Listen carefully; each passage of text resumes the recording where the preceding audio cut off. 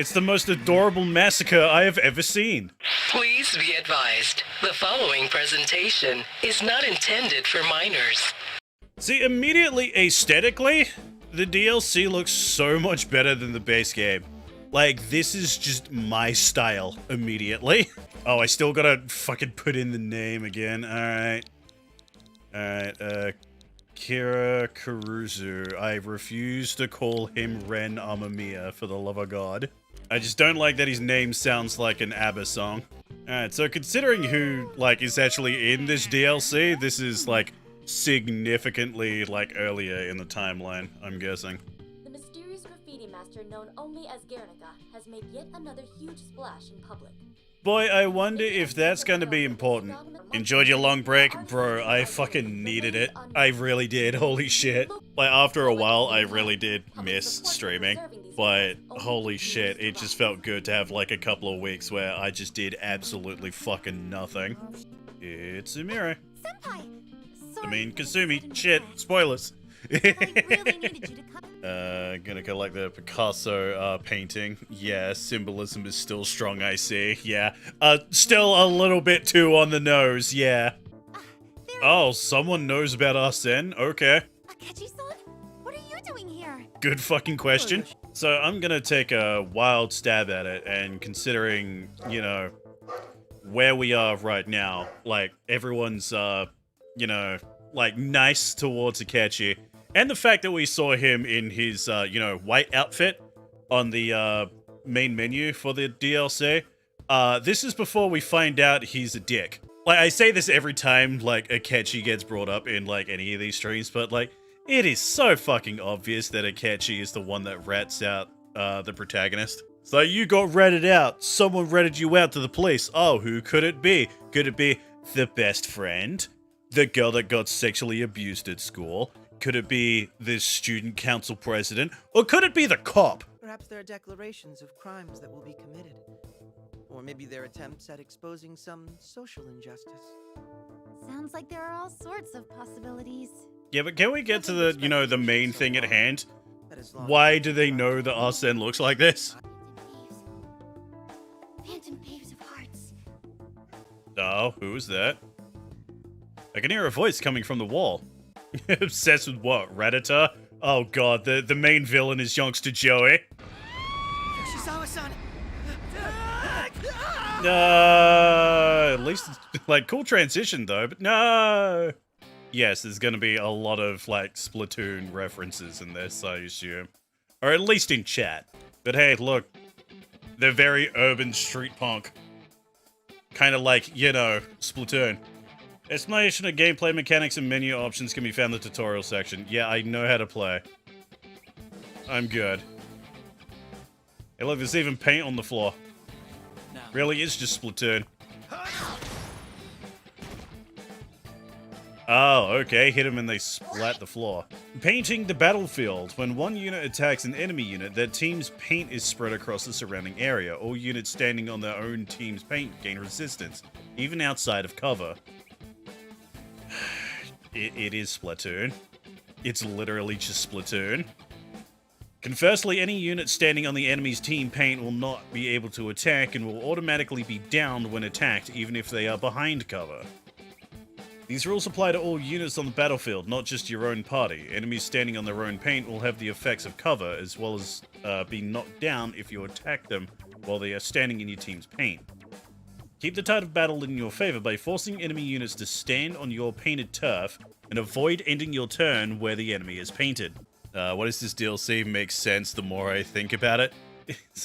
I kind of hate that, like, already this is a way better idea and use of the game's, like, mechanics than the base game. I hate that I had to fucking pay for this. Paint barrels explode after taking enough damage, surrounding the area in the attacker's color of paint. They can also be knocked back by melee attacks, actually making melee attacks useful. Paint barrels cover wide swaths of turf much more effectively than by solely attacking enemies, so make good use of them whenever possible. God, and like immediately the music, like for the DLC, is so much better than the base game as well. Oh, the big guys, they replaced the grenades with spray cans. Okay, that makes sense. Hey, look, it's a thing that was shown off in the trailer. Like, yeah, we already know that they're gonna show up since we already saw it, but I hadn't cut in. like, it works really well as like a trailer hook, but not for the game. I must confess, I never suspected Yoshizawa-san also had this power. Ah, right, this would have been the first time that Akechi saw this. Everyone has 6 movement. Good. Ah, okay, so Akechi... He has both light and dark, but he also focuses on almighty damage, so... Akechi's very busy skill-wise. That would explain why he has so much SP. But yeah, you just have light because that's, you know, your whole thing. You're also the healer. Okay, good. But you have the least amount of SP, so that kind of sucks. Granted, how many times did I heal during the main story? Like, twice? 3 times? Does the explosion from the paint barrel do damage? Here I go. No. Yeah, I could just shoot you now, execution style. Pop. Now, let's dance. You son of a bitch. Where's my button? Where's my button? Are you kidding me? How? How? Are you fucking kidding me? 1 fucking health? Well, technically it had 2, but close enough. Hi? Mouse Scott, shut the fuck up. That he trolling us, Baelz. Oh, shit. Is she? Yeah, she kind of exploded. Actually, thinking about it, Bay's, like, casual outfit would actually work really well aesthetically with, this DLC. What on earth? It's the most adorable massacre I have ever seen.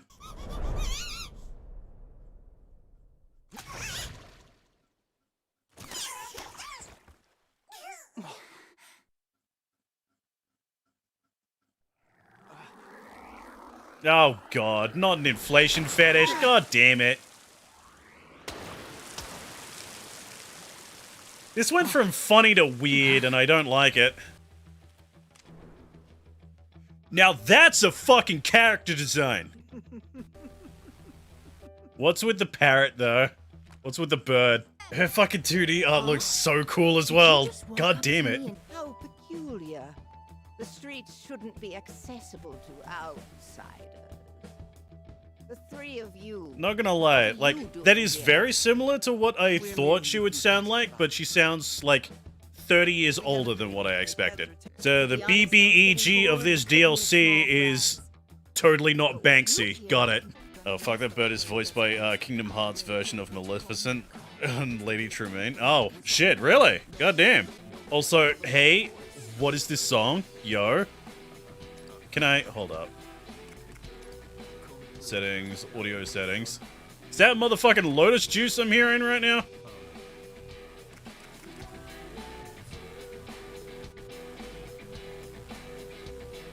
Come on.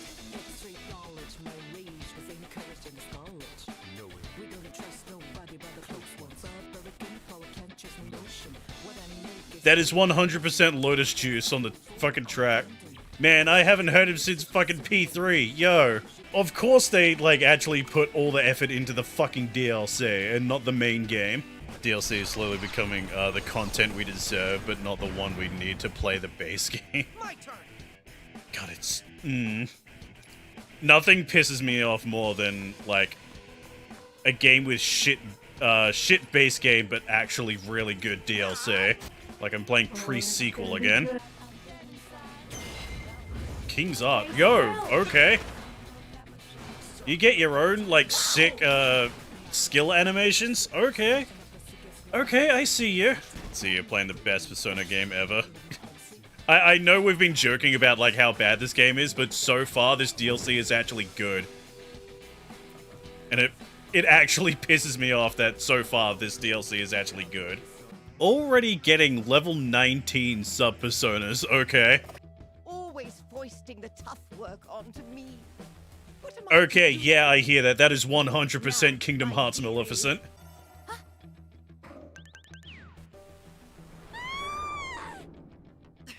What? Where did this hole come from? Come on. Not again. Just doing some fucking Looney Tune shit, okay. Wait, what does he mean, not again? I find it funny the $500 purchase is not a suspicious purchase, but getting Subway off Uber Eats is. I love the fact that, like, my bank account, like, has, like, just realized that it's like, oh yeah, this idiot just buys, like, a bunch of random expensive shit for no reason. So, like, they didn't consider, like, a $1,200 purchase of a, an Asus ROG Ally to be suspicious. Which, hey, yes, I have a ROG Ally. That thing is actually pretty cool. If you have no idea what that is, it's essentially a Steam Deck, but it runs on Windows. Hi, Not Bay. Let's see. Mainly known for playing Teruko in Demon Slayer, which I haven't seen. Soon enough, Maiko... Oh, okay, so she's gonna be the little girl. Yeah, the replacement VA for the little girl for P3 Reload, yeah. Wow, just starting off with 62 GP? Jesus. Okay. See, what do we got here? Pathway to the ball. Grants unlimited movement until you dash. Wow, that's good. Holy shit, that's a good ability. This way. Come on. Ah, okay, so whatever she paints, she can actually... That's adorable. Reused art, but still, like, Mouse Girl looks adorable doing that. I swear, at times it's hard to find the proper role to reference. Okay, never reference Legend of Zelda. I don't play Legend of Zelda at all. Yes, I know I'm weird. I mentioned that during the world building stream that I did on Monday, and people freaked the fuck out. It's like, how have you not played Zelda? You work at a Nintendo website. It's like, I just don't like Zelda, alright? Fuck. The overwhelming reaction doesn't only affect the viewers either. They go on to spread their own seeds of destruction. So she really is Banksy, but with, like, the powers of, like, hey, if you see my art, the feeling that you feel, like, viewing my art just becomes all-encompassing. I've heard that rage is Guernica's primary driving force. The underprivileged members of society toil under poverty and discrimination. Supposedly, Guernica's works are... Which explains why there's a lot of rat imagery. Yeah, it's like, half a point. Yeah. Granted, I will say, so far this DLC is miles better than the base game. They added one mechanic. They essentially added Splatoon paint mechanics to the fights, and it makes the fights actually interesting. But yeah, fights actually work like Splatoon, and it helps the game's combat so much. Yeah, if only this was a thing in the base game. Yeah, right? Some bullshit. Oh, but first, could you tell us your name? Yeah, it's about time someone asked. What the hell's the mouse's name? So Guernica, a world-renowned yet anonymous street artist. She harbors a deep resentment for poverty and discrimination, which she expresses through her art. She was driven to carnage by the theft of her heart's core, prompting her to go on killing sprees in the metaverse. And Luca, young girl in a mouse costume who Joker, Kasumi, and Akechi meet in the metaverse. She's been fighting to put a stop to Guernica's rampage, and seems to grasp the unusual phenomena of the metaverse.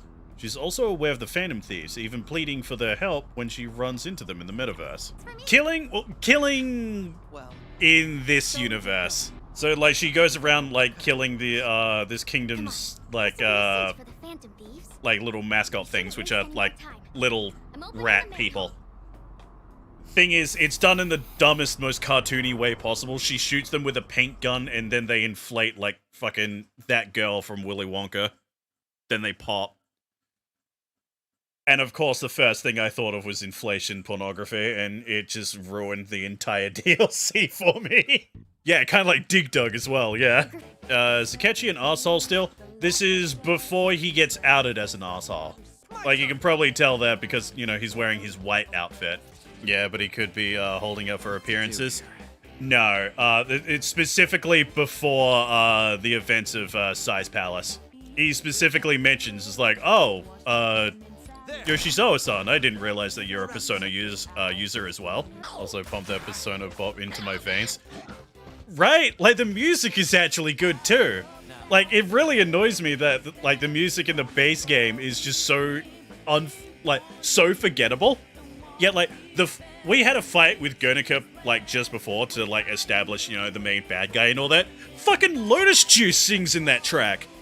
Fucking, they brought back Lotus Juice. Like, what the fuck? It pisses me off that, like, the actual good part of this game is the DLC. It's so frustrating. Equally mad that they clearly put effort into this DLC, and it's gonna be like 4 hours and then it's gone. Yeah. Need to avoid combat as much as possible. Proceeds to bum rush the map nonetheless. Hey, you know me and how I play this. How I play this shit. It just happens. It's almost like they came up with the good ideas, etc. later. The basically finishing up the base game. Here I go. Totally something that Atlas never does every single game. Yeah. Like, usually it's not that bad because it's like, oh, the base game itself is good enough, so it just feels like an extra thing. What to do here? But, like, this one is, like, legitimately aggravating. I hope you're ready. It's like, why didn't you do this in the fucking first place? Where's the rest of the crew? Is it because Joker fell in a hole? It's... yes. like, it sounds like a dumb joke, but yes, that's kind of what happened. Yoshisawa found a mural that was painted in the back alleys of Yongan Jaya that had... it was graffiti of a rat eating Arsene. So, like, she called me up. It's like, hey, does anyone know, like, outside of the Phantom Thieves what Arsene looks like? So, like, yeah, okay, that's a bit weird. And then Akechi just rocks up, like, like, off screen. It's like, hi, I'm here too. And then they get sucked in a portal. Was it funny, though? No, it was, like, it was completely, like, played straight. Should I just kill this guy down here? Like, just because? It's like, yeah, we joked, haha, Jake doesn't fucking do stealth and sneak around, but like, we have one dude left. I might as well, right? At least this feels more like Phantom Crew is actually a team, just flanking and shit. Like, granted the, oh, okay, I just needed one person, not the entire team. Yeah, granted we kind of did that, like, in the base game, but, like, it didn't really get shown off that well. Like, mainly because, like, a lot of the map design was just not that great. Like, I think there was, like, 2, maybe 3 maps that worked like this one did. Out of the... how many missions were there? It was, like, 35, 36, something like that. Why, you smug little bird brain bitch! I'm sick of you ruining everything! Oh, cute little girl with a fucking mouth on it? Okay. And so you know, attempts at manipulation put me in a bad mood. So you prefer to be dealt with Boy. by Buddha? Very well. Man, he doesn't like being manipulated. Boy, I bet he hates his own story in his own game. Yeah, you're hidden really well despite being out in the open. Surprise. That's this game in a nutshell. That means 0 chances to seeing Kichi and Sophia DLC due to the timeline. Yep. Those characters are dead and gone. Looks like no matter what attack we use, the enemy's counterattacks paint everything over its own color. But Although, I get a feeling we can use the surrounding objects to give ourselves the upper hand. Okay. Yeah, hit him over a grate. Got it. Oh, okay. Just the fact that he's on a grate counts as him being out in the open. So yeah, he works completely differently from the big guys from the base game. Got it. A new enemy type, that's another half point. Like, yeah, it's still technically, like, the same, you know, skeleton and, like, tactics, kinda, for the, for this enemy, but at least I have to, you know, change up how I fight it. It's at least different enough. Good old Acme portable halls. Yes, a giant rock slab will be very safe after a fall. Yeah, apparently yes. Yeah, this... the smug parrots like, granted, like, we are working on, you know, cartoon logic over here with character that can make fucking Wile E. Coyote portable manholes. Stand-up guy, aren't you? Sure. Sure he is. Shouldn't Jerry be the mouse? I was going to make a Tom and Jerry reference, but I knew someone else would. You acquired the weapons Sandhawk, QED, and Muldhara. Okay, cool. I got the Sandhawk from Borderlands 2 again. The weapon with the power of the root chakra flowing through the barrel. So you're telling me it's a monk weapon? Gun monk! Oh, I want that now. Literally just a D&D game with fucking Chow Yun Fat. Oh, that'd be sick. Yeah, let's grab Pathway to the Ball, because that shit sounds OP as shit. So yeah, for those of you who didn't catch it, like her signature skill grants unlimited movement until you dash.